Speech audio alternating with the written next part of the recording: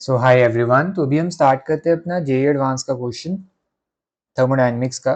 ठीक है, सो ये वाला क्वेश्चन आपका जेईई एडवांस 2022 पेपर 1 में आया था। सो एक बार इस क्वेश्चन को देख लेते हैं। इसमें क्या है, 2 moles of mercury gas is combusted in a fixed volume bomb calorimeter। ठीक है, तो बॉम्ब कैलोरीमीटर में इसकी कंबर्शन कराई है 2 मोल्स की in presence of excess of O2 at 298 kelvin and 1 atmosphere, मतलब स्टैंडर्ड कंडीशंस में कराई है ना। सो मर्करी का ऑक्साइड बना, सो HgO बना सॉलिड ड्यूरिंग द रिएक्शन। अब इसी रिएक्शन के दौरान आपको पता है कंबर्शन एक्सोथर्मिक है, सो आपका जो टेम्परेचर है वो इंक्रीज हो गया कैलोरीमीटर का फ्रॉम 298 केल्विन टू 312.8 केल्विन, है ना। स्टैंडर्ड कंडीशंस में कराया था इतना टेम्परेचर था, वो बढ़ के इतना हो गया। और आपको क्या दिया हुआ है, हीट कैपेसिटी दे रखी है बॉम्ब कैलोरीमीटर की, और एंथैल्पी ऑफ फॉर्मेशन दे रखी है किसकी, मर्करी गैस की, है ना। अब आपको लग रहा होगा कि enthalpy, standard enthalpy of formation of mercury, mercury तो एलिमेंट है तो उसकी तो जीरो होनी चाहिए, बट आपको वैल्यू ये दे रखी है। तो बेटा एलिमेंट्स की स्टैंडर्ड स्टेट पे जीरो होती है। आपको पता है मर्करी की जो स्टैंडर्ड स्टेट है वो लिक्विड है ना। तो उसकी standard enthalpy of formation zero होगी, इसकी नॉन जीरो होगी। कितनी है, 61.32 किलोजूल पर मोल, राइट। और हीट कैपेसिटी आपको इतनी दे रखी है 20 किलोजूल पर केल्विन, कैलोरीमीटर की हीट कैपेसिटी। तो आपको करना क्या है, आपको कैलकुलेट करना है standard enthalpy of formation of mercury oxide, mercuric oxide. ठीक है, वो आपको दिया हुआ है कि वो x है, तो मॉड ऑफ x क्या होगा, है ना। सो यूजुअल तरीका जेईई एडवांस का पूछने का, सो इसको करते हैं। तो देखो सबसे पहले हम यहाँ पे लिखेंगे कि आपको क्या दिया हुआ है, व्हाट इज गिवन। सी, क्या क्या दिया हुआ है आपको। एक तो आपको दिया हुआ है कि आपका टेम्परेचर चेंज हुआ, राइट। सो मतलब आपका जो टेम्परेचर था वो T1 आपके पास है 298 केल्विन, तो वहाँ से चेंज होके नया टेम्परेचर आपके पास हो गया 312.8 केल्विन, ठीक है, बॉम्ब कैलोरीमीटर का। ओके, तो एक तो ये दिया हुआ है, टेम्परेचर का चेंज हम देख सकते हैं यहाँ पे। और आपको हीट कैपेसिटी दे रखी है, देखो C, है ना, कितनी दे रखी है, 20 किलो जूल पर केल्विन। सो ये हीट कैपेसिटी आपकी बॉम्ब कैलोरीमीटर की। और आपको क्या दे रखा है बेटा, और आपको दे रखा है standard enthalpy of formation for mercury solid, है ना। वो आपको कितनी वैल्यू दे रखी है, this is given to be 61.32 kilo joule per mole. तो आपको वैल्यू निकालनी किसकी है, standard enthalpy of formation of mercuric oxide, आपको ये निकालनी है। Standard enthalpy of formation of HgO आपको ये निकालनी है, ठीक है। So basically this is given to be x kilo joule per mole. तो आपको फिर x निकालना है, मॉड ऑफ x निकालना है, राइट। तो ये क्वेश्चन है आपको टोटल। ठीक है, इस क्वेश्चन को करते हैं।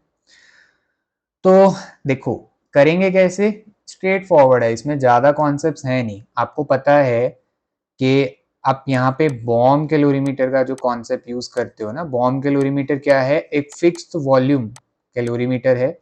सो वहाँ पे आपने कंबर्शन कराई, कंबर्शन रिएक्शन कराया किसका, मर्करी का।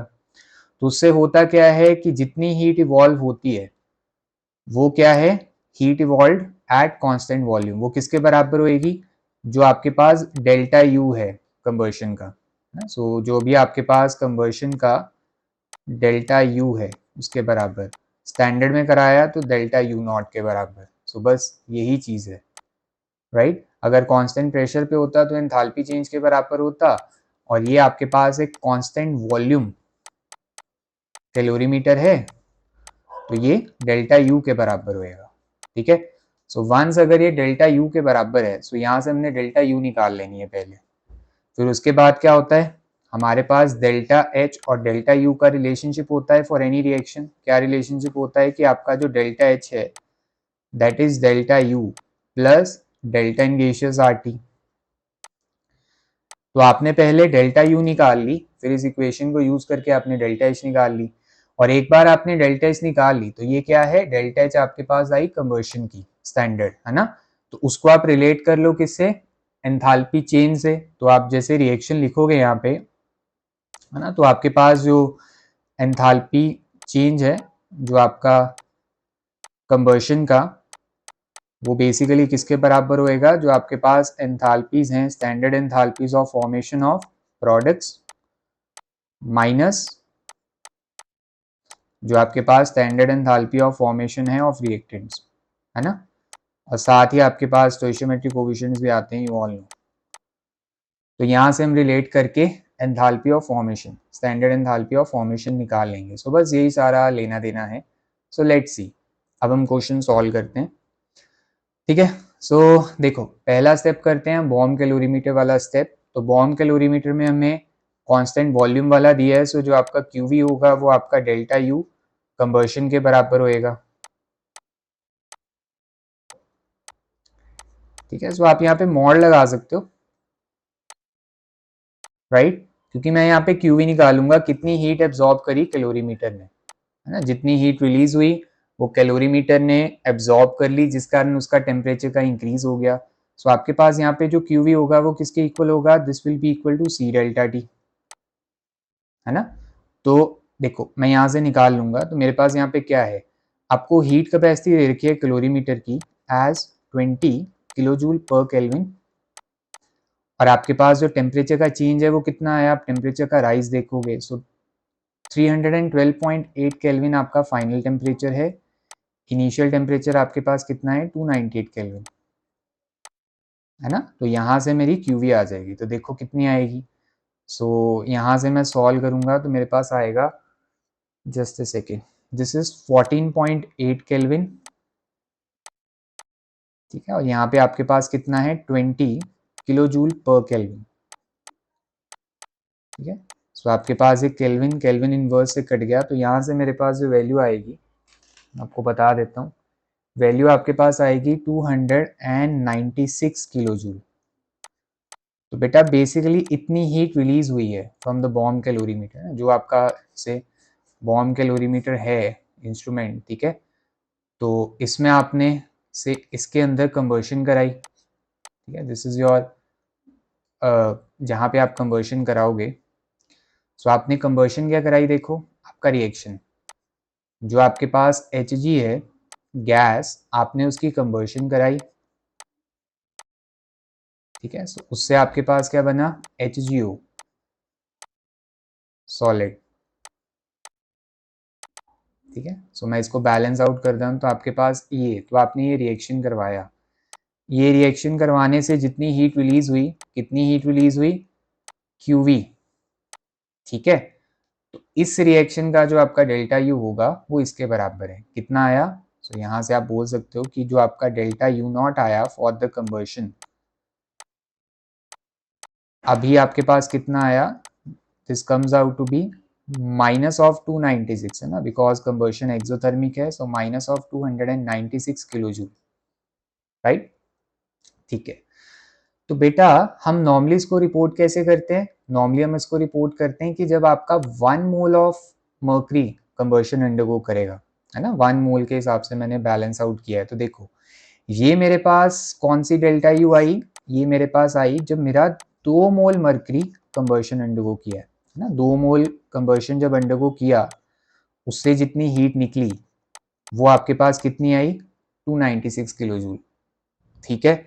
सो मैं क्या करूंगा, इसको मेरे को पर मोल निकालना पड़ेगा सबसे पहले तो, है ना। सो पर मोल आपके पास यहाँ पे सबसे पहले हम निकाल लेते हैं। सो पर मोल के लिए कितना आएगा, देखो इट मीन्स के जब हमारा 1 मोल मर्करी गैस कंबर्शन अंडरगो करेगा,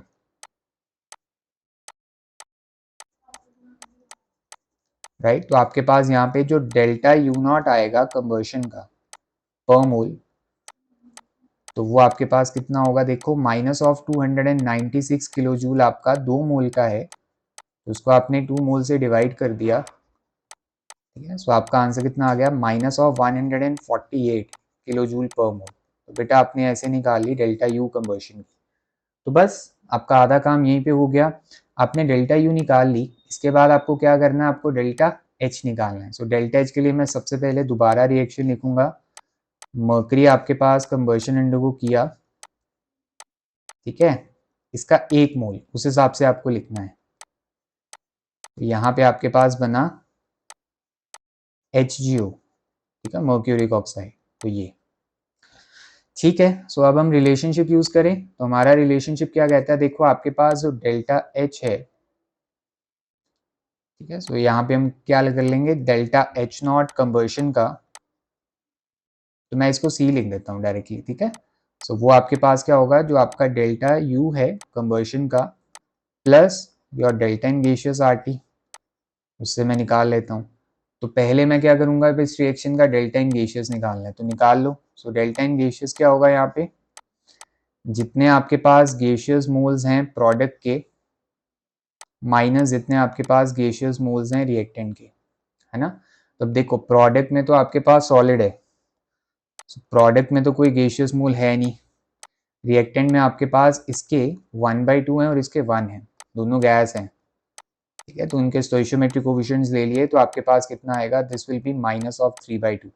तो ये आपका डेल्टा इन गैसियस आ गया, इसको यहाँ पे पुट कर दूंगा। सो यहाँ से मेरे पास जो डेल्टा एच कंवर्शन का आएगा वो कितना आ गया फिर बेटा, this is -148 kilojoule per mole, ठीक है, and then plus this is -3/2, ठीक है। एंड यहाँ पे आर और टी की वैल्यू पुट कर देते हैं, ये मैं मिटा देता हूँ, डेल्टा इन गैसियस तो आपने निकाल ही लिया, -3/2 है। आर आपको कितना लेना है, 8.3 लेना है जूल पर केल्विन पर मोल, बेटा आपके पास टेम्परेचर कितना है, 298 केल्विन, ठीक है, स्टैंडर्ड। तो ये आ गया। देखो तो फिर हम क्या करेंगे, देखो केल्विन आपका केल्विन इनवर्स से कैंसिल आउट हुआ, यहाँ पे आपके पास आया जूल पर मोल में, आपको किलो जूल पर मोल में करना है तो मैं क्या करूंगा, इस पूरे को 1000 से डिवाइड कर दूंगा ताकि मेरे पास कितना है किलो जूल पर मोल में। तो यहाँ पे आपके पास आ गया, दिस इज -148, देखो ये भी माइनस में ही आएगा। इस वाले फैक्टर को मैं सॉल्व करूंगा तो this will come out to be 3.7, ठीक है, 3.701 बोल सकते हो, 3.7101। तो यहाँ से मेरे पास वैल्यू कितनी आएगी, -151.7101। So this is coming out to be in kilo joule per mole. तो बस अब हमारा आधा काम हुआ, बेसिकली हमने स्टैंडर्ड एंथैल्पी ऑफ कंबशन निकाल ली रिएक्शन की। अब अगर बेटा स्टैंडर्ड एंथैल्पी ऑफ कंबशन निकाल ली तो वो स्टैंडर्ड एंथैल्पी ऑफ कंबशन किसके बराबर होएगी, लेट्स डू। तो देखो हमारे पास जो स्टैंडर्ड एंथैल्पी आई कंबशन की तो वो आपके पास होएगी, जो आपके पास एंथैल्पी है of formation of product, product आपका ये है, माइनस जो आपके पास स्टैंडर्ड एंथैल्पी है फॉर्मेशन ऑफ रिएक्टेंट्स, तो रिएक्टेंट्स में एक आपका ये है और दूसरा रिएक्टेंट बेटा आपके पास O2 है, राइट। स्टोइशियोमेट्रिक कोएफिशिएंट से मल्टीप्लाई कर देंगे, ये 1 है, इसका कोएफिशिएंट 1 है, ठीक है, बैलेंस द केमिकल रिएक्शन के अकॉर्डिंग। सो आपके पास ये आ गया। अब यू ऑल नो क्या, दैट आपके पास जो स्टैंडर्ड एंथैल्पी ऑफ फॉर्मेशन होती है एलिमेंट्स की in their standard state, that is 0। तो बेटा ये आपके पास 0 आएगी, ठीक है, ये आपके पास 0 हो गई और ये आपको दे रखी है। अब ये मर्करी गैस है तो इसकी 0 नहीं होएगी, ठीक है। सो बस वही है। सो आपके पास देखो ये आपने निकाला कितना है, this is -151.7101 in kilojoule per mole, ठीक है। इस वाली वैल्यू को मैं उधर ले जाऊंगा, प्लस जो आपके पास स्टैंडर्ड एंथैल्पी ऑफ फॉर्मेशन है मर्करी की, सो यहाँ से हम क्या निकाल लेंगे, standard enthalpy of formation of mercuric oxide की। तो बस बेटा वैल्यूज पुट कर दो, आंसर निकाल लो। सो आपके पास क्या आएगा, देखो दिस इज -151.7101 और ये वैल्यू आपको कितनी दे रखी है, this value is given to be 61.32, ठीक है। तो यहाँ से मेरे पास कितनी वैल्यू आ जाएगी, this will come out to be -90.3901 in kilojoule per mole, ठीक है। सो ये मेरे पास क्या आ गया, this is my standard enthalpy of formation of this compound mercuric oxide, ठीक है, सॉलिड। तो बस देखो ये आपको वैल्यू कितनी दे रखी है, this value is given to be x kilojoule per mole, right. तो आपको x ही पता करना है, x का मॉड पता करना है। तो देखो किलोजूल पर मोल कैंसिल, तो x आपके पास कितना आ गया, -90.3901। तो इसका मतलब है आपके पास जो मॉड ऑफ x है, मॉड ऑफ x, तो वो आपके पास कितना होगा, माइनस साइन हटा दो, so this so this so this will be your answer. मतलब आप इसको आंसर में कितना रिपोर्ट करेंगे, आंसर में आप इसको रिपोर्ट करेंगे 90.39। सो this is your x, so this is your final answer, right. तो बस आपके पास यहाँ पे आंसर कितना हो गया फिर 90.39, that is mod of x। तो यहाँ पे गलतियां नहीं करनी होती, मॉड ऑफ x ध्यान से स्टेटमेंट रीड करनी होती है, ठीक है।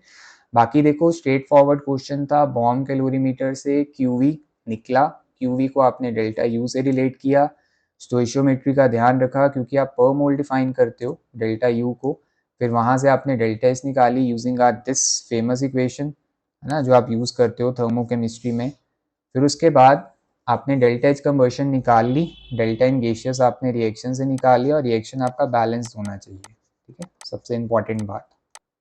और बैलेंस भी देखो आपने कैसे करना है कि इसका 1 मोल, राइट।